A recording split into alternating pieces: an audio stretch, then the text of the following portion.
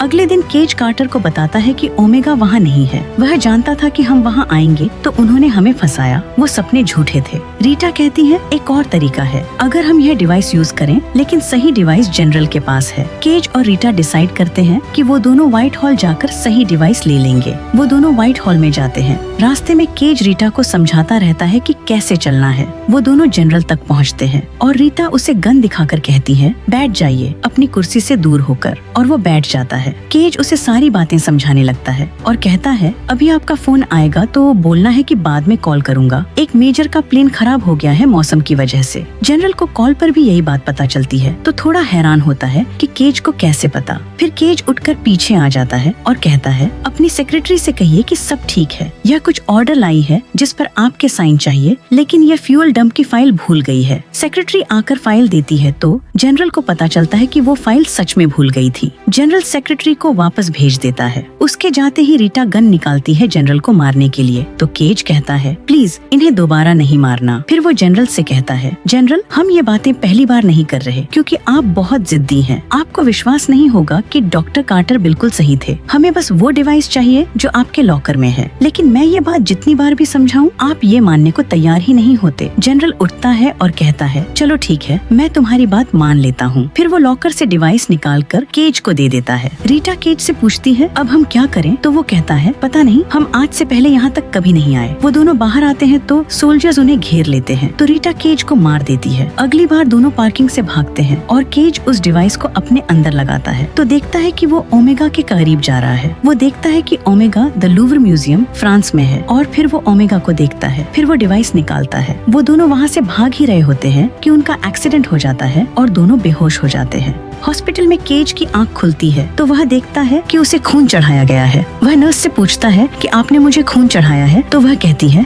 हाँ एक्सीडेंट में तुम्हारा बहुत खून छाया हुआ था तो हमने तुम्हें खून चढ़ाया है। और यह बोलकर वह वहाँ से चली जाती है। रीटा वहाँ आती है और केज को मारने लगती है तो केज कहता मुझे नहीं मारो, मेरी शक्ति जा चुकी है, अब मैं दिन को दोबारा शुरू नहीं कर सकता। रीटा उसे बाहर निकालती है। वे दोनों एक जगह रुककर सोचते हैं कि अब क्या करना है। केज कहता हमारे पास अब सिर्फ 3 घंटे हैं, हमें जंग से पहले पहले ओमेगा को मारना होगा लेकिन हमें एक टीम चाहिए। वह अपनी टीम के पास आता है और सारी चीजें बताता है और सबको यकीन दिलाने के लिए वह हर एक के बारे में डिटेल में बताता है। फिर वे लोग तैयार हो जाते हैं साथ जाने के लिए। वे लोग एक जहाज चुराकर पेरिस की तरफ निकलते हैं। रास्ते में केज सबसे कहता है कि कोई भी अल्फा को नहीं मारेगा क्योंकि अगर अल्फा मरा तो यह दिन दोबारा से शुरू हो जाएगा, किसी को याद भी नहीं रहेगा। सब कूदने की तैयारी करते हैं। उनके जहाज पर मिमिक्स हमला कर देते हैं। सब गोली चलाना शुरू कर देते हैं। केज उतरने के बाद टीम से मिलता है तो उसे पता चलता है आधे लोग मारे जा चुके हैं। केज जहाज स्टार्ट करता है ताकि म्यूजियम तक जा सके। लेकिन स्किनर और ग्रिफ बाहर ही रुकते हैं ताकि मिमिक्स का ध्यान अपनी तरफ कर सके। केज जहाज स्टार्ट करके अंदर घुसता है और ये लोग गोलियां चला के मिमिक्स का ध्यान अपनी तरफ करते हैं। केज और रीटा अंदर घुस जाते हैं। वहाँ एक अल्फा भी आ जाता है। रीटा वहाँ भाग के अल्फा को अपनी तरफ बुलाती है। केज पानी में डाइव लगाता है ताकि ओमेगा के पास जा सके। वह पानी के अंदर जाता है और अल्फा उसके पीछे। वह ग्रेनेड को छोड़ देता है और ग्रेनेड सीधे ओमेगा के अंदर जाता है और फट जाता है। केज के पीछे वाला अल्फा भी मर जाता है और बाहर एक वेव आती है और जितने भी मिमिक्स होते हैं वे मर जाते हैं। फिर सारा खून ऊपर आता है और केज में घुस जाता है। केज की आंख खुलती है तो वह हेलीकॉप्टर में होता है। वह एक रूम में जाता है और न्यूज में देखता है कि जनरल बता रहा है कि सारे मिमिक्स गायब हो गए हैं और शायद हम जीत गए हैं। इसी के साथ ये कहानी खत्म हो जाती है। अगर आपको वीडियो अच्छी लगी हो तो हमारे चैनल को सब्सक्राइब और वीडियो को लाइक जरूर करें। और अगर आप कोई और मूवी देखना चाहते हैं तो नीचे कमेंट में जरूर बताएं।